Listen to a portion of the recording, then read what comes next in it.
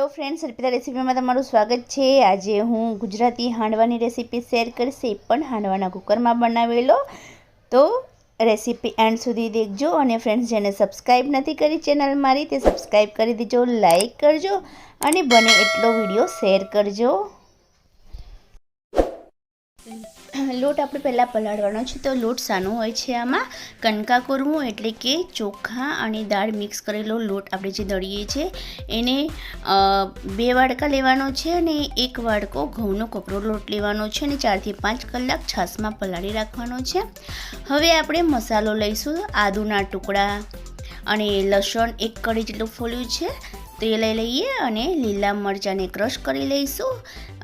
એકસાથે ક્રશ કરીને પછી એને ખીરામાં મિક્સ કરવાનું છે।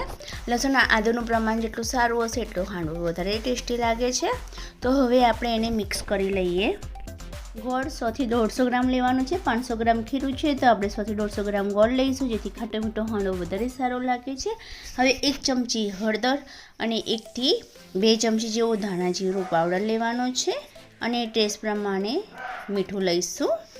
હવે ખીરાને એક સરખી રીતે મિક્સ કરી લઈશું। તો આ રીતે મિક્સ કરી લેવાનું છે અને મિક્સ થયા પછી આપણે એમાં મીઠા સોડા, ખાવાનો સોડા એડ કરવાનો છે। તો અહીંયા મેં નાની 1 ચમચી ખાવાનો સોડા એડ કરું છું। ખાવાનો સોડા એડ કરીશું તો જ હાંડવો સોફ્ટ બને છે, માટે તે ભૂલવું નહીં। તો મિક્સ કર્યા પછી આવી રીતના એકદમ ફેટી લેવાનું છે। તો આપણું ખીરું બનીને તૈયાર થઈ ગયું છે આ રીતે। ફ્રેન્ડ, રેસીપી દેખતા પહેલાં જો મારી ચેનલને સબસ્ક્રાઈબ નથી કરી તો કરી લો અને બેલ બટન પર ક્લિક કરો। અને ફ્રેન્ડ્સ, મારી રેસીપી તમને સારી લાગતી હોય તો તમે કોમેન્ટ જરૂર કરશો અને લાઈક કરશો। અહીંયા મેં હાંડવાના કુકરમાં હાંડવો બનાવીએ છીએ। તો આ રીતે આપણે હાંડવાનું કુકર લેવાનું છે, એમાં તેલ સારી રીતે કોટિંગ કરી લેવાનું છે। તમે હાંડવાની જગ્યાએ નોનસ્ટિકમાં પણ હાંડવો બનાવી શકો છો અને આ ખીરું તૈયાર થયા પછી એના પૂડા પણ બનાવી શકો છો। તો આમાંથી તમે 3 રીતે હાંડવો બનાવી શકો છો। આપણે અહીંયા કુકરમાં બનાવી રહ્યા છે।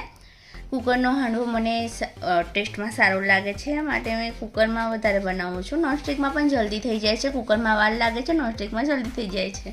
તો દેખો, આ રીતે ખીરું બધું કુકરમાં લઈ લેવાનું છે અને તેલ લગાવ્યું છે એટલે આપણું જે લોટ છે એ સાઈડમાં ચોંટે નહીં। તો આ રીતે થોડું ટપ કરીને એને સરખી રીતે સેટ કરી લેવાનું છે। અને દેખો, આ કુકરની સાથે એક પ્લેટ આવે છે ગોળ આવી, એમાં રેતી લેવાની છે। રેતી લઈને પછી એમાં પાણીથી એને પૂરી ભીની કરી લેવાની છે। જો રેતીને ભીની નહીં કરવામાં આવે ને તો રેતી અંદર ગરમ થશે ને તો ઉડશે, તો હાંડવામાં રેતીનો અંદરથી ભરાઈ જાય છે, માટે એને ભીની કરીને જ મૂકવી। તો આ રીતે ભીની કરીને આપણે હવે એને ગેસ પર મૂકી દઈશું ગરમ થવા માટે। તો ગરમ થાય છે ત્યાં સુધી આપણે વઘાર કરી લઈએ। તો આ રીતે પેનમાં તેલ લેવાનું છે। તો તેલ અહીંયા મેં 3 ચમચી મોટી લીધી છે અને રાઈ લઈશું। રાઈ અહીંયા નાની 2 ચમચી લીધી છે અને સાથે સૂકા મરચાં 3 થી 4 નાખીશું અને મીઠો લીમડો નાખીશું। સાથે સંભાર મસાલો નાખીશું, ટેસ્ટમાં બહુ સરસ લાગે છે। અને તલ લઈ લઈશું। સારી રીતે બરાબર અંદર તતળી જાય અને વઘાર તૈયાર થઈ જાય એટલે આપણે જે ખીરું છે એમાં લઈ લઈશું। સારી રીતે આ રીતે લઈ લેવાનું છે, ઢોળાય નહીં, દજાય નહીં, એનું ધ્યાન રાખવું। તો આ રીતે લઈને પછી સારી રીતે અંદર મિક્સ કરી લેવાનું છે। તો 1 ચમચાની મદદથી બધી બાજુ મિક્સ કરી લઈશું, જેથી એક બાજુ મસાલો ના રહી જાય। તો દેખો, આ રીતે મિક્સ કરી લેવાનું છે। તો એમાં એવું થશે કે મરચાં એક બાજુ નહીં આવે, બધી બાજુ અંદર સેટ થઈ જશે। તો આ રીતે આપણે સેટ કરી લેવાનું છે। હવે આ સેટ થઈ જાય પછી આપણે એની પર તલનું કોટિંગ કરવાનું છે। તલની એક પોપડી થશે તો વધારે સારું લાગશે। તો આની ઉપર તલની એક પોપડી આપણે બનાવવાની છે। સારી રીતે લેયર તૈયાર કરવાનું છે। દેખો, આ રીતે તલને અંદર લેવાના છે।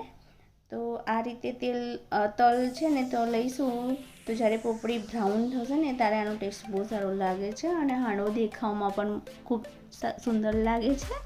તો દેખો, આ રીતે તલનું કોટિંગ કરીને હવે જે પ્લેટ ગરમ થઈ ગઈ છે એની ઉપર કુકર મૂકી દઈશું અને એને ઢાંકી દઈશું। તો 45 મિનિટમાં આપણો હાંડવો તૈયાર થઈ જશે। તો અડધો કલાકથી તો પોણો કલાક જેવો હાંડવો તૈયાર થતા થાય છે। અને ધીરા ગેસ પર, મીડિયમ ગેસ પર જ કરવાનો છે. તો દેખો હવે આપણી 45 મિનિટ થઈ ગઈ છે અને હાંડવો તૈયાર થઈ ગયો છે.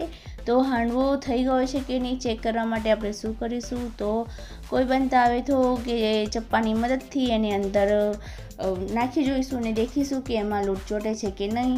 તો દેખો લોટ ચોટતો નથી, માટે આપણો હાંડવો તૈયાર થઈ ગયો છે. ખૂબ સરસ ટેસ્ટી બન્યો છે.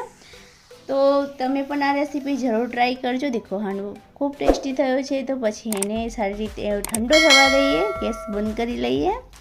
હવે એને વચ્ચેથી કટ કરીને બધી પોપડી આવે એ રીતે આપણે હાંડવાને કાઢીશું. દેખો આ રીતના તાવેથાની મદદથી કટ કરવાનો છે. 2 ચમચી તેલ લઈશું અને હાંડવાને સર્વ કરીશું. ખાવામાં ખૂબ ટેસ્ટી હોય છે. તમે પણ આ રેસીપી જરૂર ટ્રાય કરજો. Thank you. Bye bye.